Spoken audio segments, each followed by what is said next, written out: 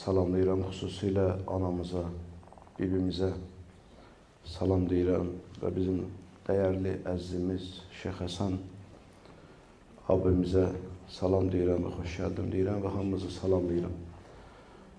Hacı Şahin qardaşımızın barəsində ikinci, biz görüşəcək ikidə iştirak eləmişdim, bir də mən iştirak eləyə bilməmişdim təqdimatda. Bu ikinci dəfə təqdimatda iştirakımdır.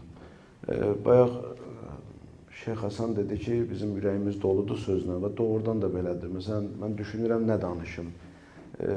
Əxlaq yöndən danışa bilərik, sevgi və məhəbbət yöndən danışa bilərik. Hacı Şahin bütün o gözəlliklər cəmlənmişdi qardaşımızda, əzizimizdə.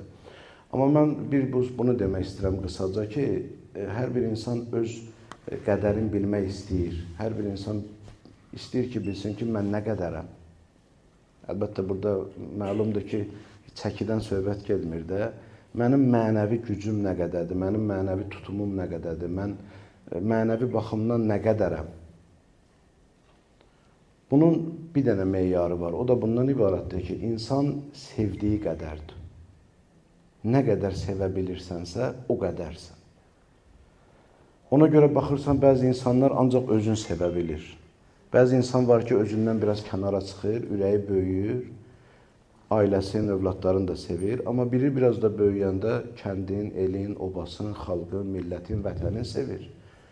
Amma biz tarixdə görmüşük ki, bir nəfəri, o hündür bir təpənin üstündə baxırdı, gözlərindən yaş axırdı. Bacısı Həzrəti Zeynəb ondan soruşanda ki, niyə ağlayırsan? Deyirdi ki, bu insanlar mənə qarşı çıxdığına görə cəhənnəmə gedəcək, ona görə mən ağlayıram. Deməli, insan o qədər böyüyür ki, o düşməninə belə ağlayır. Amma ona görə yox, o mənim düşmənimdir. Ona görə ki, axı, niyə bu səhv yoldadır? Hacı Şahin belə bir ürək sahibi idi. O çox böyük idi. Niyə? Çünki onun sevgisi böyükdür, onun məhəbbəti böyükdür, onun qəlbi böyükdür, onun ruhu böyükdür. O, bayaq da əzizlərimiz dedilər ki, onun qapısı hər kəsə açıq idi, elə buna görə açıq idi. Çünki o böyük qəlbinə cəmləyə bilirdi. Və bir də biz Qurana fikir versiyik.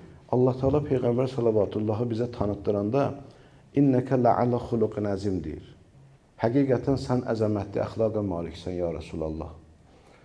İndi sual meydana gəlir ki, Peyğəmbər sallallahu təkcə əxlaqa malikdir, o kamil dinə malikdir, o ismət və paşlığa malikdir, o Rəsulullahdır, o bütün Peyğəmbərlik üzüyünün qaşıdır. Bütün gözəlliklər onda cəmlənib. Niyə önə çəkir Allah ki, əzəmətli əxlaqa maliksən, ya Rasulallah? Deməli, qısa, insanlar arasında ideologiya baxımından nə qədər istəyirsən ixtilaf var. İnanc baxımından nə qədər istəyirsən ixtilaf var. Şəriət baxımından nə qədər istəyirsən ixtilaf var. Psixoloji tərəfdən ixtilaf nə qədər istəyirsən var. Tərbiyə, baxış, yanaşma tərzi, hansı prizmadan baxır, kifayət qədər yeganə və yenə yeganə bütün insanlar arasında, bəşəriyyət arasında yeganə ixtilaf olmayan məsələ əxlaqdır. Ona görə Allah deyir ki, ya Rasulallah, sən əzəmətli əxlaqa maliksən. Səxavət, ədalət, şücaət, vəfa və s. o gözəlliklər ki var, əxlaqi sifətlər, geçsin dünyanın şərqində də soruşsun, Yapondan səxavət gözəldir, deyəcək bəli.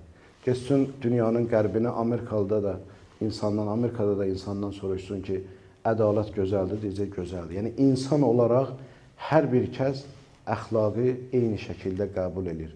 Hacı Şahinin əbədi olması, daimi olması, həmişə təzə olması o əxlaqa görədir. İnsanlığa xidmət elədiyinə görədir. Çünki həyatda iz qoyanlar 3 yerə bölünür də, bəziləri özü ölməmiş, izi ölür. Bunlar bir hadisə üçün iz qoyanlardır, dəyişkən hadisə üçün. İkinci qism iz yaradan insanlar, özləri öləndə izləri ölür. Amma üçüncü qism insanlar var ki, onlar ölsələr də izləri əbədi olur. Niyə? Çünki onlar zaman və məkan sərhədindən, qəfəsindən çıxırlar. O böyük Nəsimimiz deyirdi, Allah ruhun şad eləsin. Ey bülbülü qüdsi, nə giriftarı qəfəssən, sındır qəfəsi taze gülüstan tələb elə. Hacı Şahin bütün o qəfəsləri yara bildi, bütün o sərhədləri yara bildi. Elə bir sərhədsizliyə, elə bir həddə çatdı ki, zaman keçəcək, mən də olmayacağım, amma Hacı Şahin irsi yaşayacaq. Bu lazımlı irsi, bu faydalı irsi qoruyan, saxlayan və onu gələcək nəsillərə ötürməsi üçün vasitələr müxtəlifdir. Amma ən gözəl vasitə bu filmlərdir ki, bunu da İradə xanım xidmət edir bu məsələyə. Ona görə mən səmimi qəlbdən minnətdarlığımı bildirirəm, təşəkkürümü bildirirəm ki, Hacı Şahin irsinə xidmət insanlığa xidmətdir. Hacı Şahin irsinə xidmət əxlaqa xidmətdir, dəyərlərə xidmətdir, vətənə xidmətdir. Və bunu da axırda sonda bunu deyim, qurtarım. Mən bunu öz təcrübəmlə deyirəm. Mən Hacı Şahini sevən pis adam görməmişəm. Bu da bir maraqlı bir şeydir. Yəni, bunun barədə fikirləşin inşallah. Cavanlar xüsusilə fikirləşsinlər. Hacı Şahini səmimi qəlbdən, indi adından istifadə edən demirəm, səmimi qəlbdən Hacı Şahini sevən kinli adam olmur, nifrət ürəyində olmur. O tərbiyəli olur, o ədəbli olur, o əxlaqlı olur. Ona görə Allah Hacının ruhunu şad eləsin, Allah onun ruhunu bizə şəfaatçı və duacı qərar versin. Allah başda anamız, bibimiz olmaqla Allah bütün ailəsinə səbir versin, onu sevənlərə səbir versin və bir daha gələn qonaqların qədəmləri mübarək olsun deyirəm. Sağ olun, çox sağ olun. Çox sağ olun.